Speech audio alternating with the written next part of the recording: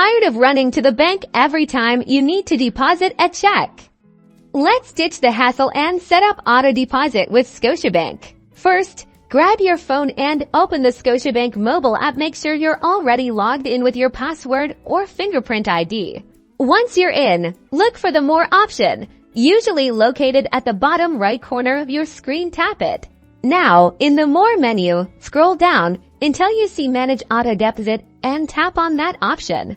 You will now see a screen to begin the Autodeposit enrollment. Enter the email address where you receive your Interact transfer notifications. This is crucial, so double check for accuracy. Then, from the drop-down menu, select the Scotiabank account where you want the funds to be automatically deposited.